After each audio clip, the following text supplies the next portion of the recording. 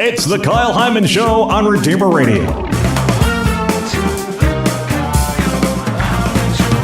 This is Kyle Hyman, and with us today to talk about art in the church is Charles Shepard, the president and CEO of the Fort Wayne Museum of Art, and Amanda Shepard, the vice president and COO of the Fort Wayne Museum of Art. Thanks for being here, both of you. Thanks, Kyle. Happy to be here. We've been talking about art in the past, and I just had so much fun last time that you were on here and felt like we were just scratching the surface of topics that we could discuss and wondered if we could make this a more regular segment. So thanks for coming back, and what do you have for us today? We have a tale to tell. We are headed to Florence, Italy, early 1400s. Okay. The story actually begins in 1296 when the Santa Maria del Fiore church was built. It was open air until about 1418 when the town leaders, town fathers decided, let's cover this thing up. Was that a common thing? Open air churches, no roofs? It was common in the larger churches because no one could figure out actually how to cover them. The engineering for that hadn't been put together. So if you had a smaller church, covering it was relatively easy by flat, just go up and put a cap on what would have been a dome, or a small dome, which was manageable. When you start getting into the larger places, like this particular church, the dome needed to be huge. And even thinking about how to get scaffolding in there was an impossibility. Okay. And to get it in there and then the weight of getting these beams and this stone and this material up, and everybody just gave up until they did the competition. So competition. The town fathers had a contest because they couldn't figure out how they were going to put this big dome on top of this church. It really had never been done before. So they sort of like today, we could have a call for entry for an art competition. They had a call for entries for proposals to build this dome. And what they didn't want, as Charles said, was a bunch of scaffolding.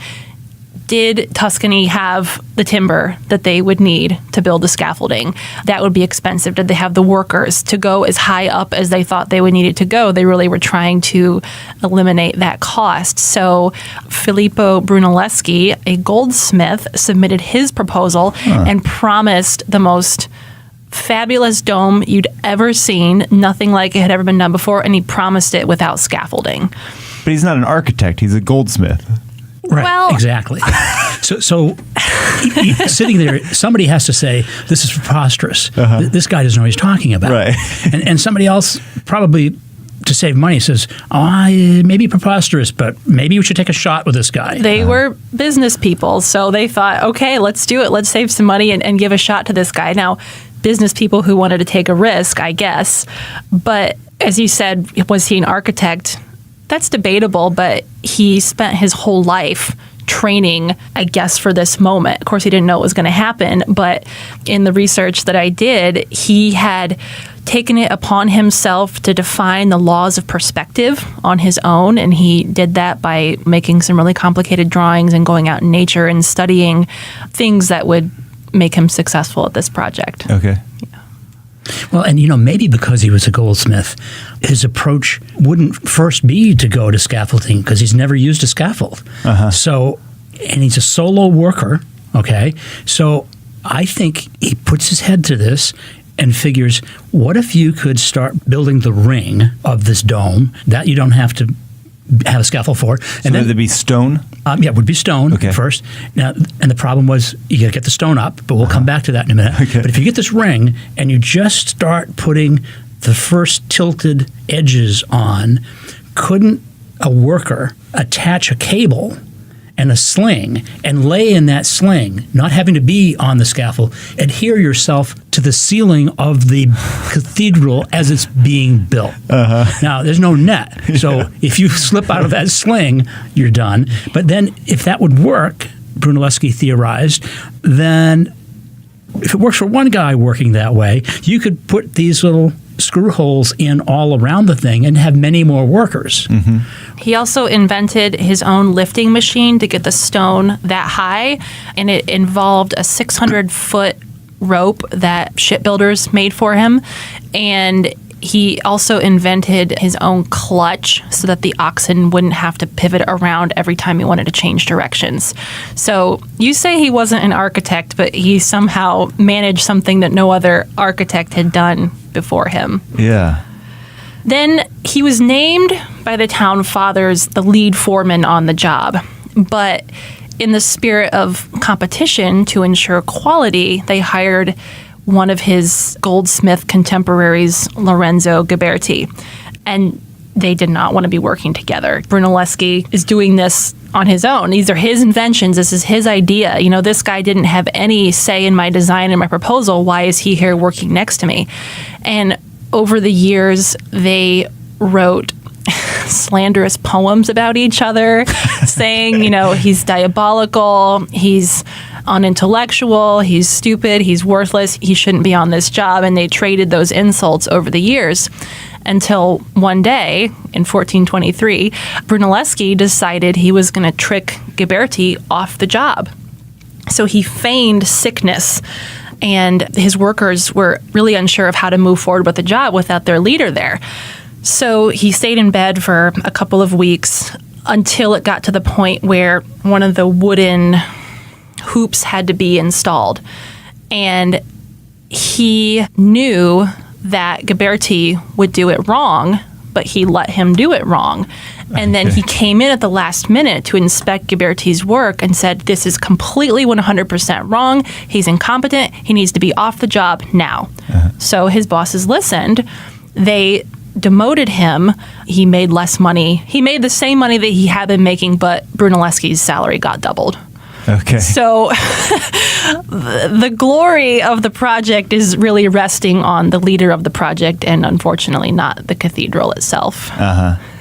Now, let's go back for a second to the technical detail of this hoop that we're talking about.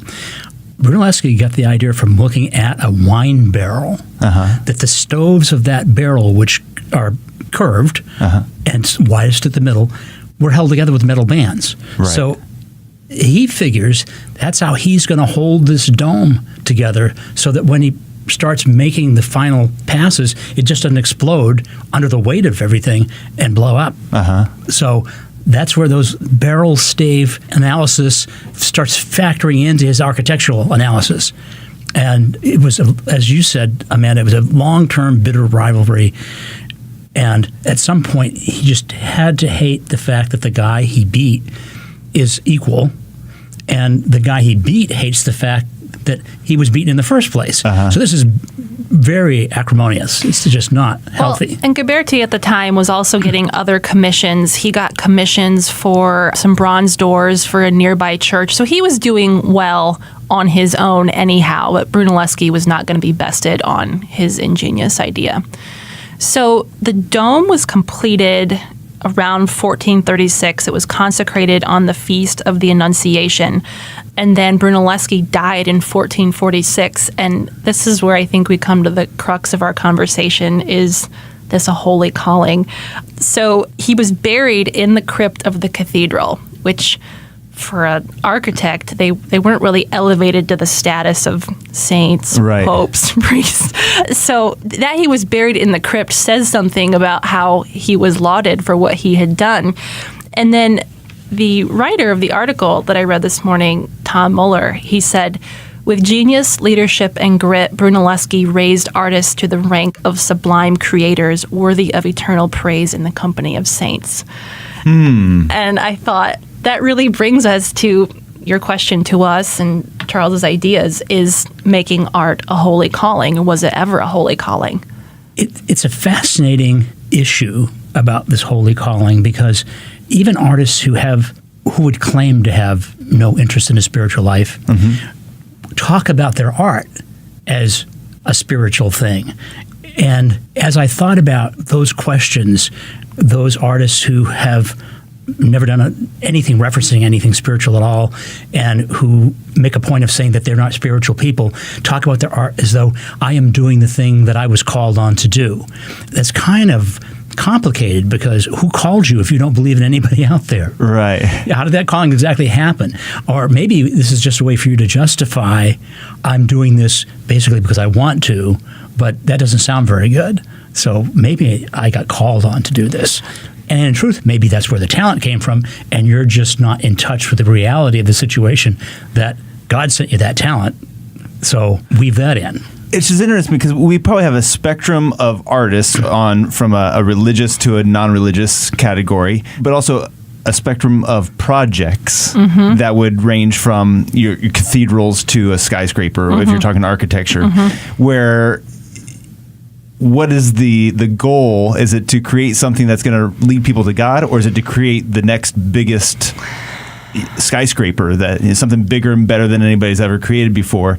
And is the person that's doing it, is their goal just to create a spectacle or to lead people to God? And you probably have a crisscross and mismatch of the artist and the art. Well, you do, because it's such a fine line, and I think you could find this struggle in any vocation or anything anybody does in their life. What am I doing this for? And that Brunelleschis promised to make not one, but 2 domes, one inside the other, larger and more grand than anyone had ever known in the world, and without scaffolding.